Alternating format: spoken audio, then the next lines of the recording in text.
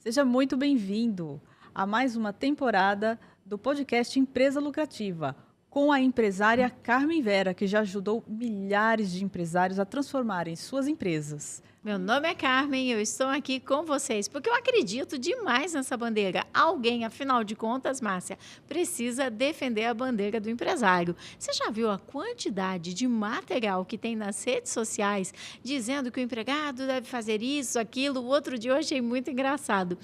Tinha uma advogada falando assim: empregado, você sabia que você tem o direito a entregar um atestado quando você está cansado? E era sério. E aí tinha lá o CID de quem está cansado. E eu fico pensando, e o empresário? Quando é que vai ter alguém defendendo a bandeira do empresário e de que realmente ele faz hoje a jornada 7x0, né? Muitas vezes o dono de empresa está ali trabalhando 7 dias, descansando 0 e ninguém vê isso. Por isso que eu adoro estar aqui no podcast Empresa Lucrativa. Carmen, isso é sensacional, porque o empresário ele precisa desse apoio. A gente sabe que não existe faculdade de empresário, né? Não existe. Ainda. A gente pode pensar em criar, né? É verdade, e você tem tudo para isso. Transformando aí milhares de empresas. Por isso que hoje também, até para ajudar o empresário que está aí em dúvida sobre como organizar a sua empresa, o que fazer, nós vamos falar sobre regras. Ter ou não ter? Eis a questão. Esse é o episódio de hoje. Eu que te acompanho há muito tempo já e tenho visto as dúvidas que os empresários trazem, né? Uma das principais questões que chegam é: o que impede uma equipe de seguir as regras dentro da empresa? Ah, essa é boa. Essa é boa. Principalmente, o motivo principal, tá? Da equipe não seguir as regras. O dono não coloca. É verdade, parece até uma certa bobagem, mas não é bobagem. O principal motivo é que o dono não coloca as regras. Ele acha que elas estão subentendidas. Eu já conversei muito com donos de empresa que eles acreditam que a pessoa deveria saber. Não, mas ele é profissional, ele não deveria ficar ao celular. Mas a pessoa precisa das regras. E quem dirige a empresa, eu gosto sempre de lembrar que dirige a empresa, é você, dono de empresa. É o dono que deveria, sim, colocar as regras. Mas muitas vezes, Márcia, ele vai deixando. Tudo que ele faz é reclamar. Reclama, fica angustiado, vê que o trabalho está lá para ser feito e ele acaba fazendo ele mesmo. Quantos donos de empresa eu não vejo fazendo o trabalho que era para a sua equipe fazer? E leva serviço para casa, e faz à noite, e faz de final de semana, e fica naquela angústia. Então, muitas vezes, o dono de empresa não entende que o papel dele é dirigir a empresa. E a forma de se dirigir a empresa é, sim, colocando as regras na empresa. Está, inclusive, na CLT. Sabe que lá no artigo 2, lá está escrito e tem a palavrinha dirigir? Porque é justamente o dono quem deveria dirigir. Mas agora me põe uma dúvida, assim, muito do que eu ouço dos empresários falarem. Se eu colocar regra, a minha empresa não vai virar um quartel? Ah, eu não posso respirar, eu não posso olhar para a direita, eu não posso olhar para a esquerda. Isso não atrapalha a produtividade da equipe? Respirar pode. Não é tão assim também. Respirar pode. Eu penso que é o contrário. Eu penso que a disciplina é o que traz liberdade. Tudo aquilo que nós temos constância, temos disciplina, temos limite. Imagina, por exemplo, um jogo de futebol sem regras. Você não sabe nem para que lado jogar a bola. Imagina um país sendo conduzido sem leis. Você pode sair, fazer o que você bem entende e nada vai te acontecer. Então, quando você não deixa as regras claras, as regras escritas, elas vão depender do bom senso de cada um. E você sabe que bom senso, né, é igual água benta, né? Cada um chega lá e se serve de quanto acha que tem. Pergunte para um grupo de pessoas: alguém aqui não tem bom senso? Ninguém vai levantar a mão. Então, quando a gente deixa para o bom senso de cada um vai trazer um pouco da sua bagagem cultural, da sua história, da sua vida. E você não sabe como é a casa de cada um dos seus empregados. Você não sabe o que acontece dentro da família de cada um dos seus empregados. E eles vão estar trazendo aquilo que é da sua cultura, da sua casa para dentro da tua empresa. E muitas vezes uma pessoa acaba se ofendendo com a outra. Nós tivemos um caso de um empresário, isso aconteceu ontem, e a pessoa pediu ajuda para saber como fazer para resolver.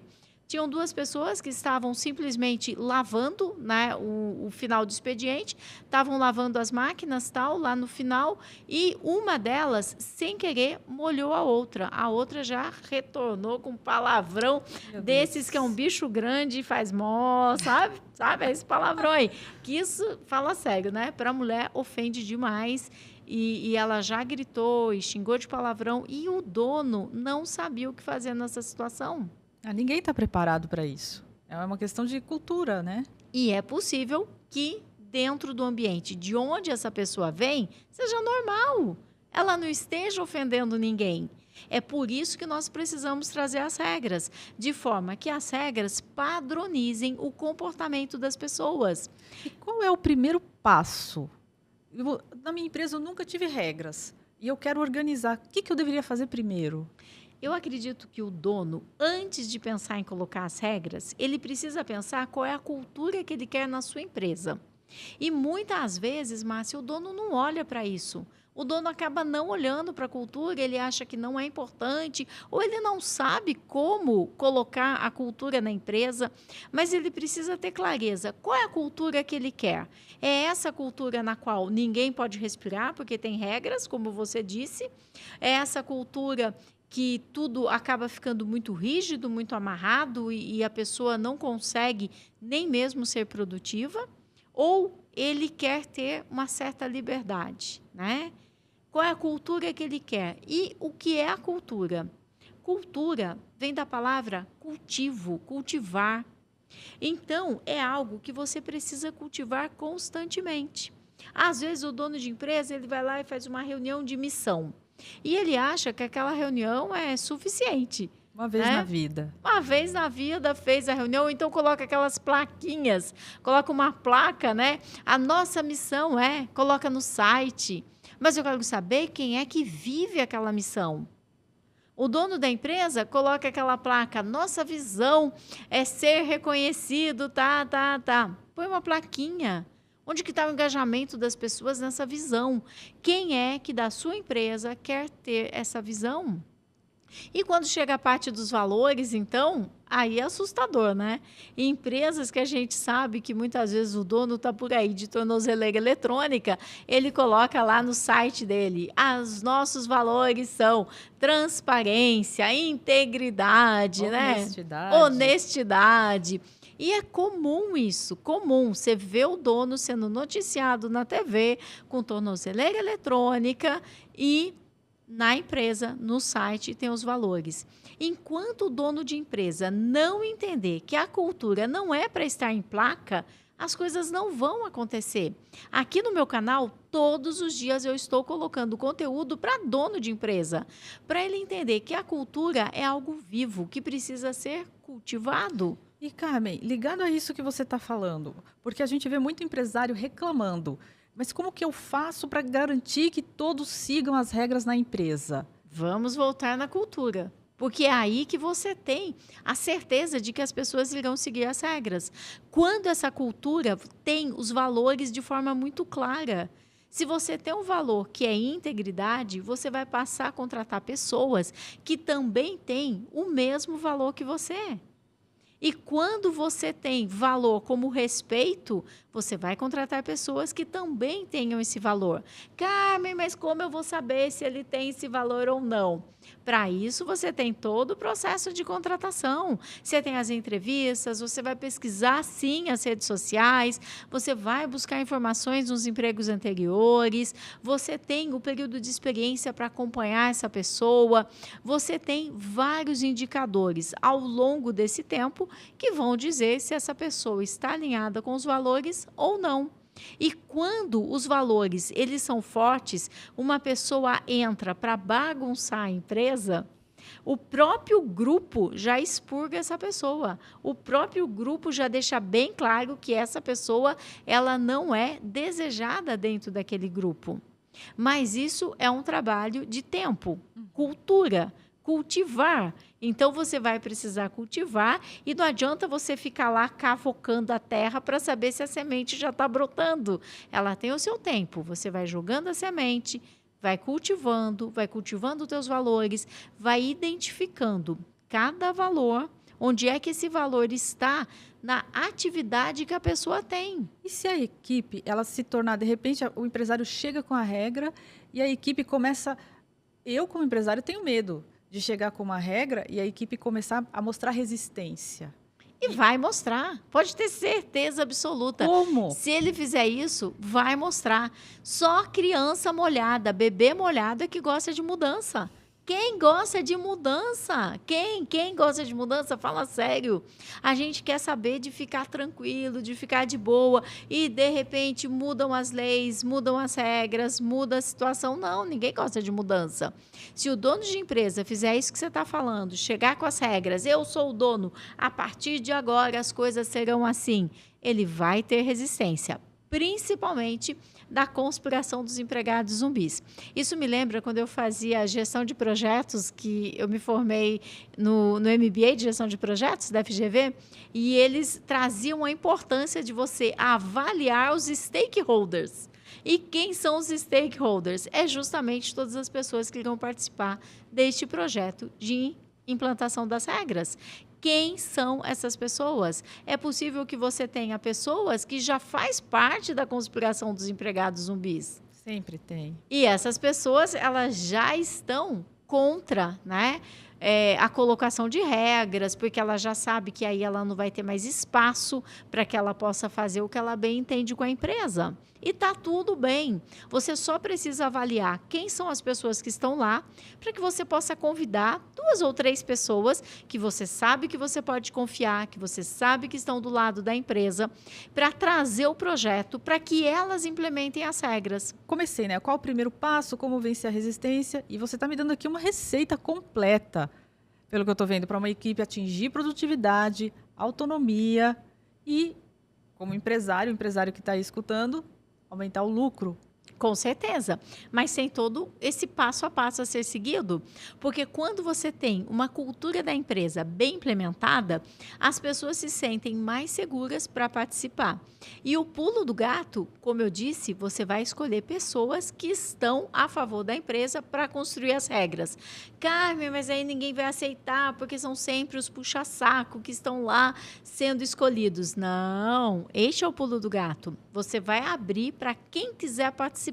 Como você já sabe que tem pessoas do seu lado, lá dentro, na criação das regras, você vai trazer qualquer um que queira participar. Não monte grupos grandes, um grupo de aproximadamente 5 pessoas é suficiente. E se mais pessoas quiserem se voluntariar para fazer as regras, você vai encaixando essas pessoas nas próximas regras.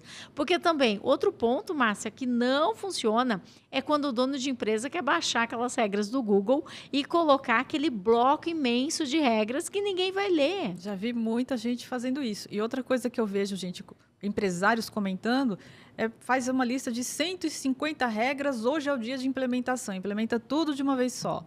Eu já vi empresário falar que ele lê as regras para o empregado. Não vai funcionar.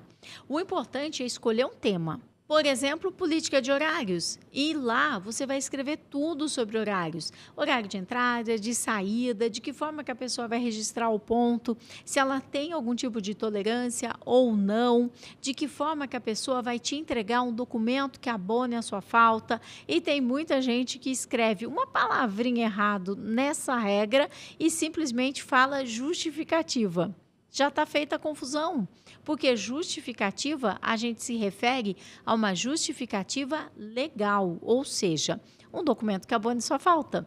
Mas vai falar para o empregado normal, no dia a dia, justificativa. Ele vai te entregar aí o recibo do mecânico que quebrou o carro, ele vai te mostrar qualquer situação. O carro que furou o pneu, o ônibus que atrasou, ele vai trazer... O trem que saiu de circulação, o transporte público que isso, porque choveu, quem mora em São Paulo sabe, choveu...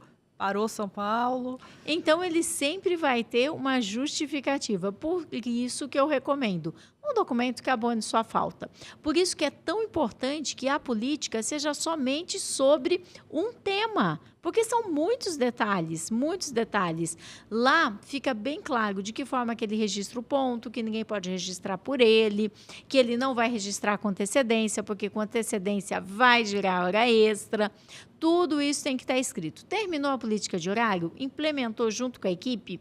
Quem vai fazer a implementação? Essas pessoas que escreveram. E você vai estar junto, o dono de empresa junto, validando. Carmen, onde o empresário pode aprender tudo isso? Onde você aprendeu tudo isso? Porque quando a gente para pensar, parece ser tudo muito simples. Eu contrato, ponho para trabalhar, crio uma regra. Mas agora, vendo nos detalhes, você falando, é algo totalmente novo. E tem aí toda uma sequência, né, para se fazer isso. Tem toda uma sequência. E quando você termina uma política, você espera que aquela política se assente, né? Que ela se torne cultura da empresa junto com a cultura inicial que você implementou. Só então você começa uma segunda política. Não é assim, eu vou criar regra, vou arrancar o celular de todo mundo aqui. Tem cultura na tua empresa? Os valores estão implementados, né? E onde é que eu aprendi tudo isso? Apanhando, lógico. Para quem fica o tempo todo escrevendo lá no meu Instagram, essa mulher não é empresária. Ou se sou empresária. Meu primeiro CNPJ, Márcia, é de 1992. E essa foi a minha primeira empresa. E pode ter certeza que tudo aquilo que eu ensino para os donos de empresa, tudo eu fiz errado. Fiz muito errado. Eu sou aquela que contratava parente, que contratava amigos, que a minha melhor amiga na época já faz 20 anos que não fala mais comigo, porque ela trabalhou comigo. Então, eu sou justamente aquela pessoa que fazia absolutamente tudo errado.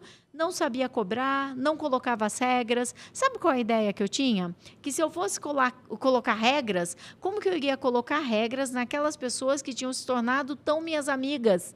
Então, muitas vezes, a pessoa ia embora para casa porque brigou com o namorado. Tem noção disso?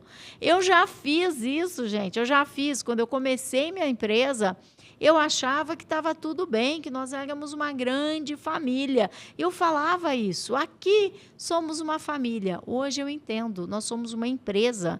E uma empresa precisa gerar lucro. É isso que a empresa precisa para que ela possa pagar seus impostos, contratar mais pessoas, pagar essas pessoas, promover essas pessoas, pagar os benefícios, dar uma assistência médica, dar uma assistência odontológica, o almoço, fazer o que existir de melhor para que essa equipe se desenvolva. E para isso tem que ter dinheiro. E para ter dinheiro tem que ter lucro. Só assim uma empresa vai, de fato, impactar a comunidade onde está. E para ter lucro, pelo que eu estou vendo aqui, tem que ter muito conhecimento. E conhecimento, no meu canal, você tem bastante conhecimento. Você já me segue? Dono de empresa, fala sério. Se você ainda não me segue, se você ainda não encaminhou este podcast para o empresário, você está deixando de compartilhar a informação. Tem muito empresário que é refém da equipe. Eu me lembro da minha aluna Suzy, que ela estava chorando antes de me conhecer, trancada na sala dela. Suzy tem uma confecção em São Paulo. E a Suzy, ela foi chamar a atenção dos empregados que tinham cortado os tecidos errados, tinham trazido um prejuízo e tanto para a empresa.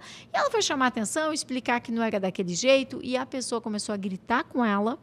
E ela trabalhava somente com homens e muitas vezes as mulheres acabam sendo subestimadas. Eu sei o que é ser empresária mulher. Não é fácil.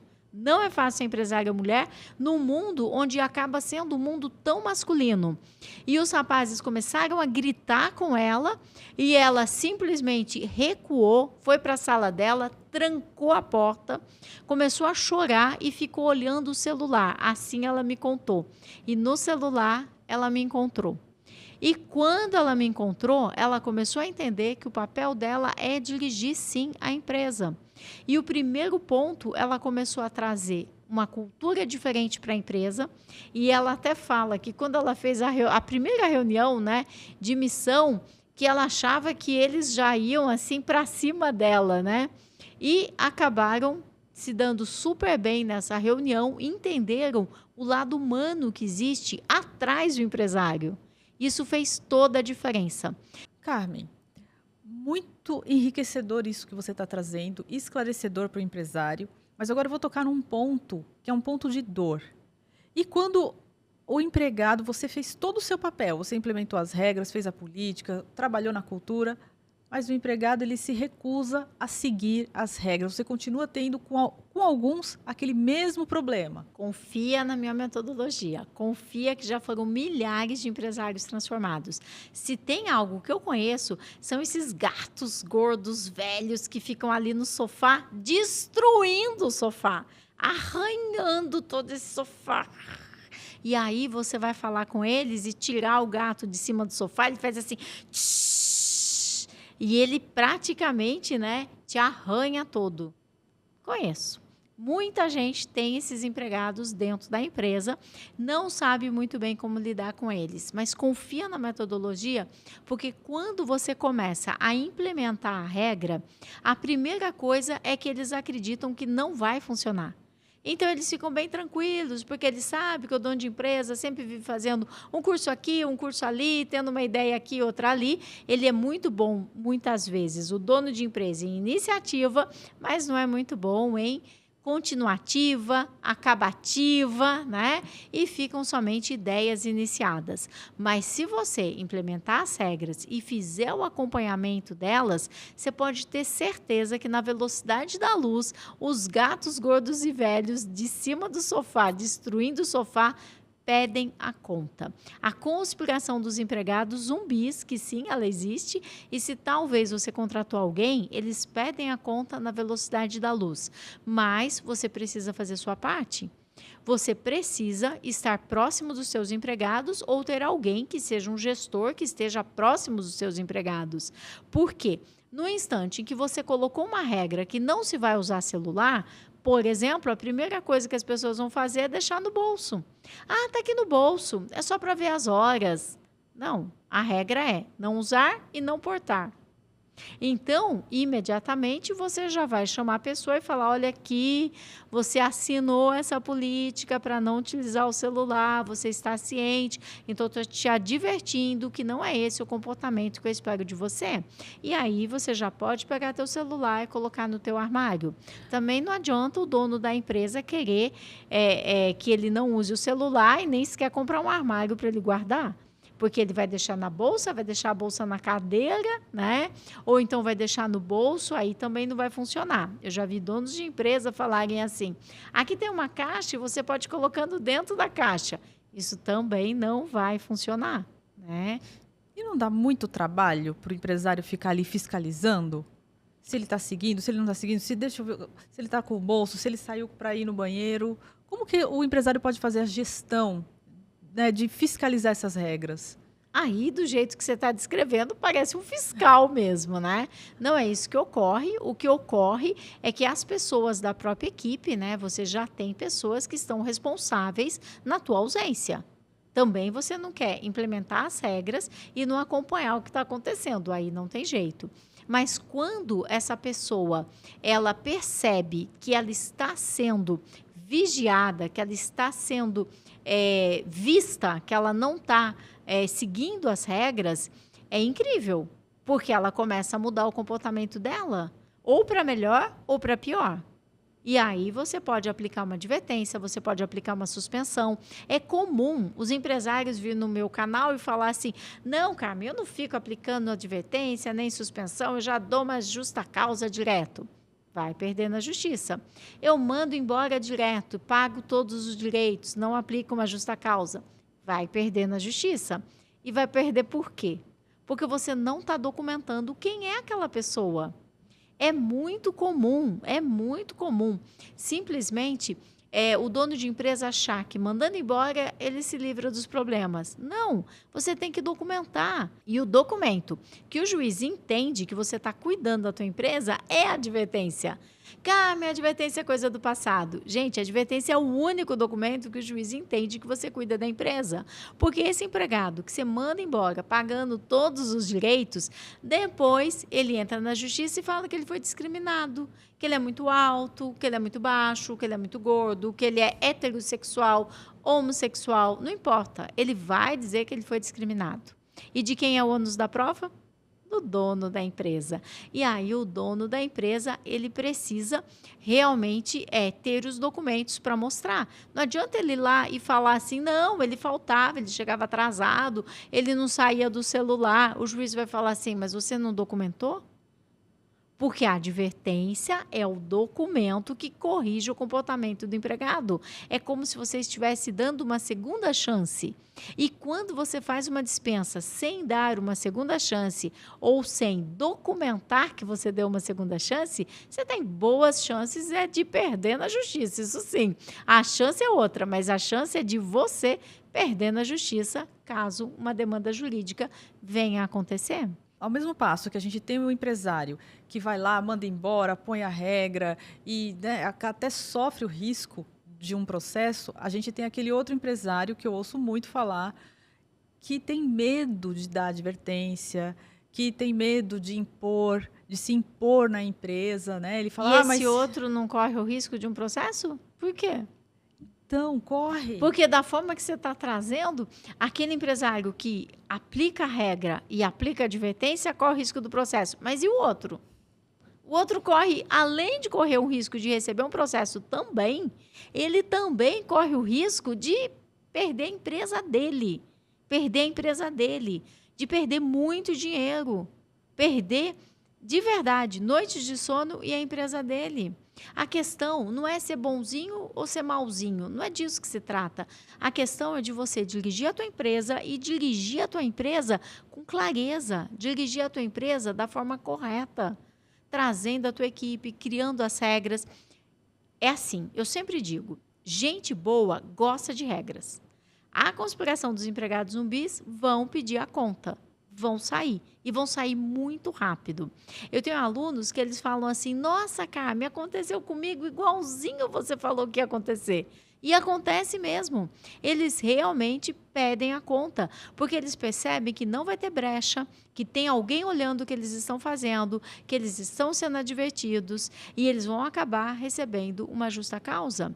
E tem também, quando eu falo isso num vídeo que vai para as redes sociais, o pessoal do mimimi que vai dizer assim, nossa, o empregado, ele também tem vida, ele precisa do seu celular. Gente, ninguém está tirando a vida do empregado, não. É que o empregado ele tem um contrato de trabalho de 44 horas semanais. É óbvio que se alguma coisa acontece na casa dele, a empresa já vai documentar que ela entregou um número de telefone para que o familiar ligue. É óbvio. Se alguma coisa grave aconteceu, seja na escola do filho, seja com algum familiar, essa pessoa vai ligar na empresa e a empresa vai passar o recado. É óbvio, ninguém está tirando a vida de ninguém. O que não é mais suportável é você chegar numa loja e ficar esperando para ser atendido porque a pessoa está terminando de ver um vídeo, de mandar uma mensagem. E isso é comum.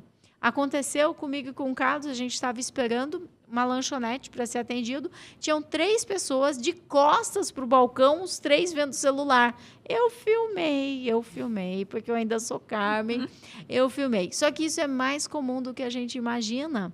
Chegou uma hora, eu parei de fazer filmes assim, porque é uma quantidade de empregados tão grande de costas para o seu cliente e eles não estão nem aí. Se a tua empresa está dando lucro ou não está dando lucro. E na hora que você vai escolher um lugar para ir gastar o seu dinheiro, você vai onde? Onde ninguém te dá importância, onde as pessoas estão treinadas e preparadas para te atender. Exatamente. Eu já passei por isso. Uma vez eu fui numa loja de porcelanas, enchi o carrinho de porcelana. Na hora de passar no caixa, eu cheguei na loja feliz, que tinha poucas pessoas. Coloquei, fiz minhas compras. Na hora que eu fui passar no caixa, o caixa estava vazio, a loja estava lotada de funcionários, porque era muito pós-natal, aquele período de pós-natal, e não vinha ninguém. E tudo em grupinho de 2, com o celular na mão, grupinho de 3. E eu fui chamar um ali, por favor, me ajuda aqui. Ah, já vou com o seu grupinho. E eu fiquei pensando, cadê o dono dessa empresa? Parece que a gente está atrapalhando. Eu me senti. Por isso Atrapalhando. que também tem um avanço tão grande, né, da internet nas vendas. E muitas vezes a empresa que tem apenas loja física não se dá conta de que ninguém mais quer ficar sendo maltratado. Eu me lembro também, gente, se for começar a contar a história, né, não tem fim, mas é que eu passei muita raiva, que tinham 2 aparelhos de televisão que eu queria comprar tal, e um custava muito mais caro que o outro, mas aparentemente era a mesma coisa. E aí eu chamei o vendedor e perguntei para ele, por que esse aparelho custa bem mais caro que esse? Você não vai acreditar o que ele me respondeu, eu juro. Essa história é verdadeira. Ele olhou para mim e falou assim, é porque é de outra marca. E eu falei, uau, uau, essa é a resposta que eu queria escutar. É de outra marca, agora está tudo certo.